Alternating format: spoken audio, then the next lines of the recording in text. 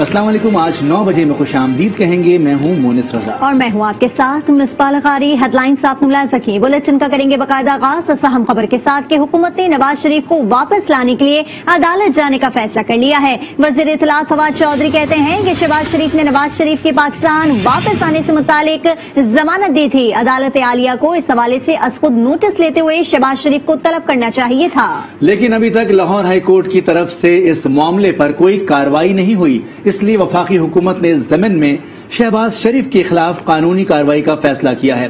वज़ीर आज़म ने attorney general को हिदायत कर दी है, जल्द लाहौर हाई कोर्ट में दरखास्त दायर करेंगे।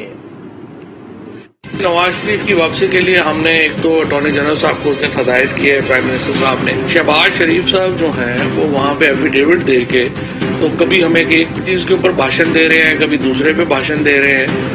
असूली तौर के ऊपर तो हाई कोर्ट को आज खुद नोटिस लेके शहबाज शरीफ को बुलाना चाहिए था और कहना चाहिए था कि जनाब आपने ये हलफनामा दिया था, आपके भाई साहब वापस नहीं आ रहे, तो क्या हम आपको जाली एफिडेविट में जेल में भेज दें? अगर हाई कोर्ट ये नहीं चूके कर रही तो मजबूरी में अब हमें इसमें पार्टी बनना पड़ेगा। तो MKM हो, PMLQ हो, उन्होंने इस बजट को अप्रूव किया। कैबिनेट में 2 वजीर उनके हैं, 2 वजीर इनके हैं। ये जो हमने फाइनेंस बिल लेके आए हैं इसमें कोई ऐसी जो है वो बात नहीं है जिसकी मुखालफत की जाए। पाकिस्तान में जो मुआशी इस्तेहकाम है वो वापस आ रहा है। ये जो ही IMF का आपका साइन होता है उसके बाद पाकिस्तान में तमाम जो हमारी जो इमीडिएट वरीज हैं वो खत्म हो जाएंगी। पाकिस्तान नवाज शरीफ का अपना मुल्क है, वो जरूर वापस आएंगे। हुकूमत अपनी नाकामियों के बाइस बौखलाहट का शिकार है। मुस्लिम लीग नून की रहनुमा उज़्मा बुखारी का रद्द अमल, कहती हैं नवाज शरीफ लंदन की अदालत से भी सुरखरू हुए।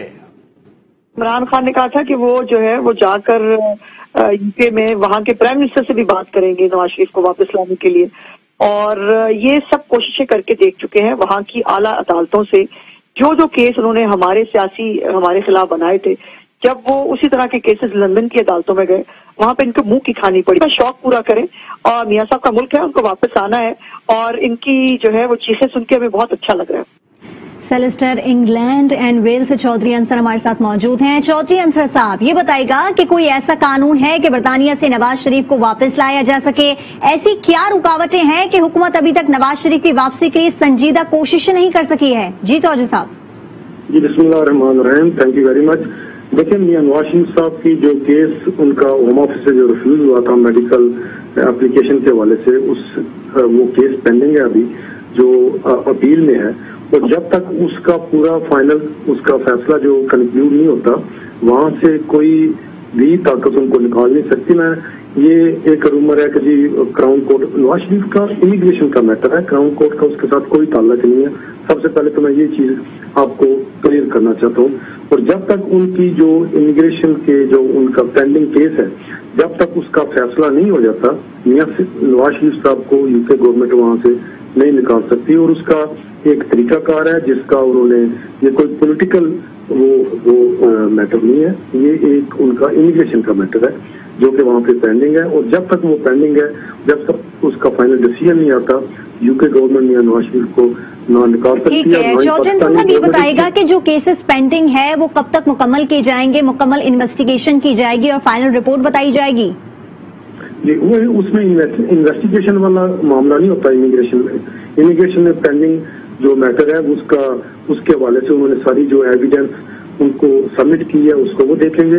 उसके बाद उसके ऊपर जो मेरिट पे वो फैसला करेंगे। अगर इस जगह से या ये रिफ्यूज भी होता है तो फर्दर वो आगे प्रोसेस है उसमें भी जा सकते हैं। इसमें मिनिमम टाइम जो है 1 और 1.5 साल लग सकता है। ठीक है, तो फाइनल डिसीजन जो आप कह रहे हैं कि जो रिजल्ट सामने आएगा वो 1 से 1.5 साल लग सकता है? जी, ये अगर अभी जो उनकी पेंडिंग एप्लीकेशन है या अपील है, अगर वो रिफ्यूज भी हो जाती है, उसके बाद भी फर्दर राइट है मियां नवाज शरीफ साहब को उस डिसीजन के अगेंस्ट आगे फर्दर कोर्ट में जाने का। सो एक कंप्लीट प्रोसेस को कंप्लीट होने मिनिमम टाइम जो है वो 1 साल से 1.5 साल लग सकता है। ठीक है, चौधरी अंसर साहब हमारे साथ मौजूद है, सेलेस्टर इंग्लैंड एंड वेल्स, बहुत शुक्रिया आपका। वज़ीर आज़म इमरान खान का आलमी स्कॉलर्स के साथ मुकालमा, कहते हैं कि माशरे को 2 किस्म के जराइम का सामना है, एक करप्शन, दूसरा जिनसी जराइम। पाकिस्तान में जिनसी जराइम में तेजी से इजाफा हुआ। زیادتی کے واقعات کے خلاف معاشرے کو لڑنا ہوگا. اسی طرح کرپشن کو بھی ناقابل قبول بنانا ہوگا. بدقسمتی سے بدعنوان قیادت کرپشن کو قابل قبول بنا دیتی ہے. نچلی سطح پر افسران رشوت لیں گے تو کرپشن روکنا ناممکن ہو جاتا ہے. I want your comments just on this. The problems I'm having in Pakistan, and I'm sure this is a problem in most of the Muslim world, two sorts of crimes in the society. One is corruption, and the other is sex crime. Sex crime has risen very sharply in our society, which means rape as well as child abuse. Unfortunately, only 1% of sex crime is reported. So which means law enforcement can basically just deal with 1%. The other 99%, I feel the society has to fight. Same with corruption. You can, maybe deal corruption at a certain level. But then when government officials keep taking money, bribes at a low level, I feel that it is again, a society has to make corruption unacceptable. And unfortunately, when you have leadership which is corrupt over a period of time, they make corruption acceptable. This is not just a problem in Pakistan. It's probably in most of the Muslim world as well as the developing world. بلدیاتی انتخابات میں جے you آئی کی جیت opposition کی فتح ہے. ثابت ہوا یہ حکومت اب مزید برداشت نہیں. پی ڈی ایم کے سربراہ مولانا فضل الرحمان کے پشاور میں پریس کانفرنس. کہا عام آدمی مہنگائی سے انتہائی پریشان ہے. بھوک کے مارے لوگوں کو موت آسان نظر آ رہی ہے. حکومت سے نجات کے لیے پی ڈی ایم جماعت اسلام آباد مارچ کی تیاریاں کر رہی ہیں. نواز شریف سے متعلق سوال پر کہا کہ ان کا اپنا ملک ہے, جب چاہیں آئے. ڈیویلٹ لائن کے مسئلے پر بولے برطانیہ گیا تو کشمیر اور اسرائیل کا مسئلہ چھوڑ گیا. ایسا نہ ہو کہ امریکہ کے جانے کے بعد ڈیویلٹ لائن کے مسئلہ سامنے آئے. دونوں ممالک کو بہت احتیاط سے کام لینا ہوگا. حکمران جماعت کو جو شکست ہوئی ہے اس کے مقابلے میں اگر جمعیت علماء اسلام کو زیادہ ووٹ ملا ہے تو یہ بھی اپوزیشن کی فتح ہے. ثابت کر دیا ہے کہ عوام اب اس حکومت کو مزید قبول کرنے کے لیے تیار نہیں ہے. اور عام آدمی اس وقت مہنگائی کے پہاڑ تلے کراہ رہا ہے. غریب آدمی اپنے بچوں کو گھروں میں قتل کر دیتے ہیں, ان کی بھوک ان سے دیکھی نہیں جاتی. تمام جماعتوں نے 23 مارچ کے مہنگائی مارچ میں بھرپور شرکت, پوری قوم کو آواز دی جا رہی ہے. نااہل حکومت جس نے ملک کی اقتصاد اور ملک کی معیشت کو تباہ و برباد کر دیا ہے, ایسی تمام صورتحال سے ملک کو نکالنا یہ اب ایک قومی فریضہ بن چکا ہے. ہم دم آئے, اپنا وطن ہے, ہم پوری طرح چشم برا ہے. برطانیہ گیا تو کشمیر کا تنازع چھوڑ کر گیا. برطانیہ گیا تو عرب دنیا میں اسرائیل کا تنازع چھوڑ کر چلا گیا. ابھی افغانستان سے امریکہ گیا تو شاید ڈیویلٹ لائن کا تنازع چھوڑ کر جانا چاہتا ہے. دونوں ممالک کو بڑی احتیاط کرنی چاہیے. سندھ میں 20 ارب روپے کی گندم چوہے کھا گئے. سندھ اپنی گندم خود پیدا کرتا ہے اور یہاں آٹا مہنگا ہے. وفاقی وزیر اسد عمر کی سندھ حکومت پر تنقید. انصاف ہاؤس کراچی میں پریس کانفرنس میں کہا سندھ میں مقامی حکومت کا قانون پاکستان کے آئین کے مطابق نہیں. سندھ کا پرانا قانون بھی غیر آئینی تھا جس کے خلاف عدالت جائیں گے. سندھ کے اندر 20 ارب روپے کی گندم جو ہے وہ چوہے کھا گئے اور یہ اس حالات کے اندر ہو رہا تھا. وہاں پر آٹے کی قیمتیں جو ہیں وہ پنجاب کی نسبت 300 سے 350 روپے فی 20 kg کے تھیلے کی اضافہ ہوا تھا. سندھ کے عوام جو ہیں یہ مہنگا آٹا خرید رہے تھے.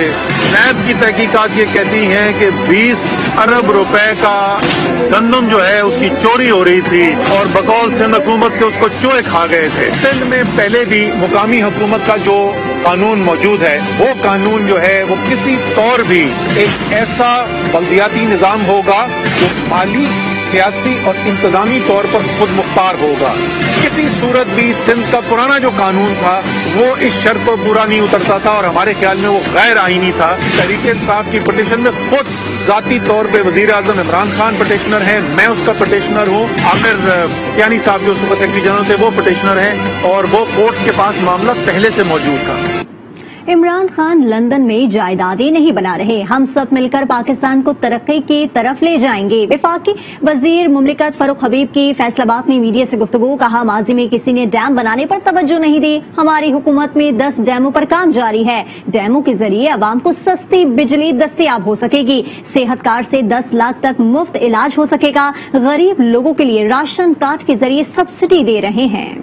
عمران خان کا نہ کوئی کیمپ آفس ہے، نہ اس کے بڑے بڑے اخراجات ہیں، نہ وہ لندن میں جائیدادیں بنا رہا ہے، نہ اس کا کوئی بھائی، نہ اس کا کوئی کزن، نہ کوئی رشتہ دار کابینہ کا حصہ ہے جس کو اس نے نوازا ہوگا۔ یہ آپ سے وعدہ ہے کہ پاکستان کو انشاءاللہ ہم نے ترقی کی طرف لے کے جانا ہے۔ کسی نے ڈیم بنانے کے اوپر توجہ نہیں دی، 10 ڈیم ہم بنا رہے ہیں۔ آپ سب کی جیب میں عمران خان صاحب نے علاج معالجے کے لیے 10 لاکھ روپیہ آپ کی جیب میں ڈال دیا ہے۔ احساس راشن پروگرام لے کر آئے ہیں، آٹا، گھی، دال کے اوپر 1000 روپے کی آپ کو جو ہے وہ ماہانہ سبسڈی ملے گی۔ یہ ایسی سہولت آپ کو نہ نواز شریف نے دی تھی لا کے، نہ زرداری نے دی تھی، یہ سہولت آپ کو عمران خان نے لا کے دی۔ بلوچستان نیشنل پارٹی کے رہنما اختر مینگل کہتے ہیں کہ کسی بھی معاہدے پر تب تک یقین نہیں کریں گے جب تک بلوچستان کے عوام کے خدشات کو دور نہ کیا جائے۔ کوئٹہ میں پریس کانفرنس سے خطاب میں کہا کہ بلوچستان کی گیس سے ملک بھر میں ترقی ہوئی اور صوبے کو ہی گیس میسر نہیں، لکڑیاں جلا کر کھانا تیار کیا جاتا ہے، گوادر کے باسیوں کو پانی تک میسر نہیں۔ میں جو کیا معاہدے کیے جا رہے ہیں اس پر بعد میں آؤں گا۔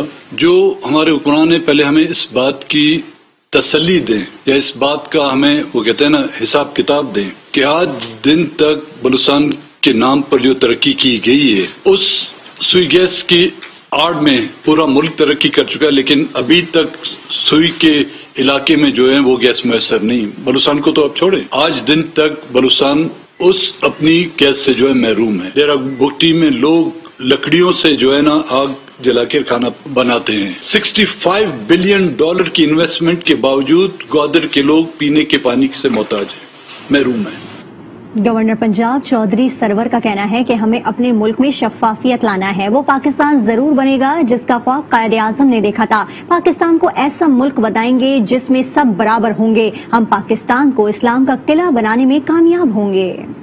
قائد اعظم محمد علی جناح نے فرمایا تھا کہ اگر پاکستان ایک مضبوط ملک بن جائے گا تو پھر انڈیا کو مسلمانوں پہ کسی قسم کا ظلم کرنا جو ہے وہ کسی صورت بھی نہیں کر سکے گا۔ تو ہمیں اپنے ملک کو مضبوط بنانا ہے، ہمیں اپنے ملک میں پراسپیرٹی لے کے آنی ہے، ہم نے اپنے ملک کو ترقی دینی ہے کہ انشاءاللہ وہ پاکستان ہم ضرور بنائیں گے جس کا خواب قائد اعظم محمد علی جناح اور علامہ اقبال نے دیکھا تھا۔ وہ پاکستان جس میں امیر غریب طاقتور کمزور سب برابر ہیں، اور جب ہم سب مل کر کام کریں گے تو انشاءاللہ ہم اس ملک کو اسلام کا قلعہ بنانے میں ضرور جو ہے انشاءاللہ کامیاب ہوں گے۔